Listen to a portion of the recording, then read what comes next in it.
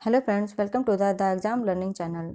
Friends, आज हम मौर्य वंश के जो शासक हैं अशोक के बारे में पढ़ेंगे। इससे पहले हम चंद्रगुप्त मौर्य और उनके पुत्र बिंदुसार के विषय में पढ़ चुके हैं। तो चलिए स्टार्ट करते हैं।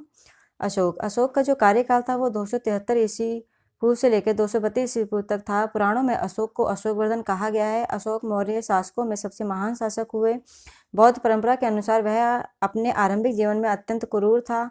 राज्याभिषेक से पूर्व अशोक उज्जैन, अवंती व तक्षशिला का प्रांतीय शासक था।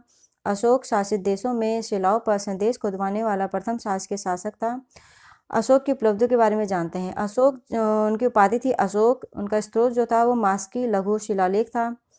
देवाना प्रिय अशोक राजा, गुर्जरा लघु शिलालेख, अशोक मौर्य रुद्र दमन का जूनागढ़ अभिलेख, प्रियदर्शी राजा बराबर गुहा लेख, प्रियदर्शी राजा मगध भाबरू बैराट लघु शिलालेख, प्रियदर्शी राजा कंधार व्रत शिलालेख, दीपवंश और महावंश। अशोक वंश की उपाधि मिली थी उनको, जो कि स्त्रोत है उसका पुराण। राजा अशोक, उनका स्त्रोत है नेट्टू लघु शिलालेख। राजा अशोक देवाना प्रिय, जो स्त्रोत था वो उद्गोलम लघु शिलालेख। अशोक ने 273 ईस्वी पूर्व में ही सिंहासन प्राप्त कर लिया था, परंतु 4 वर्ष तक गृह युद्ध में रहने के कारण अशोक का वास्तविक राज्याभिषेक 269 ईस्वी पूर्व में हुआ। उपगुप्त नामक बौद्ध भिक्षु ने अशोक को बौद्ध धर्म की दीक्षा दी। अशोक के पौत्र दशरथ ने आजीविकों को नागार्जुन गुफा प्रदान की थी। अशोक की माता का नाम सुभद्रांगी था। अशोक प्रथम भारतीय सम्राट हुआ जिसने अपने अभिलेखों की सहायता से सीधे अपनी प्रजा को संबोधित किया। यह सभी अभिलेख प्राकृत भाषा तथा ब्राह्मी लिपि में लिखे गए हैं। अशोक के शिलालेखों को 3 भागों में बांटा गया है। प्रथम है शिलालेख, द्वितीय स्तंभलेख तथा तृतीय गुहालेख। अशोक के शिलालेख की खोज 1750 ईस्वी पूर्व में पद्रिटी पैंथेलर ने की थी। सर्वप्रथम 1837 ईस्वी में जेम्स प्रिसेप ने अशोक के अभिलेखों को पढ़ने में सफलता प्राप्त की थी। इन अभिलेखों में अशोक की पहचान प्रियदर्शी के रूप में हुई है। अशोक के शिलालेखों की संख्या 14 है। अशोक के प्रमुख शिलालेख एवं उनमें वर्णित विषय। पहला शिलालेख, इसमें पशु बलि की निंदा की गई है। दूसरा शिलालेख, इसमें अशोक ने मनुष्य एवं पशु दोनों की ही चिकित्सा व्यवस्था का उल्लेख किया है। 9वां शिलालेख, इसमें सच्ची भेंट तथा सच्चे शिष्टाचार का उल्लेख किया गया है। 11वां शिलालेख, इसमें धम्म की व्याख्या की गई है। 13वां शिलालेख, इसमें कलिंग का वर्णन एवं अशोक के हृदय परिवर्तन की बात की गई है। इसी में पड़ोसी राजाओं का वर्णन है। कलिंग युद्ध। राजगद्दी पर बैठने के पश्चात अशोक द्वारा केवल एक युद्ध किया गया जो कलिंग युद्ध के नाम से प्रसिद्ध है।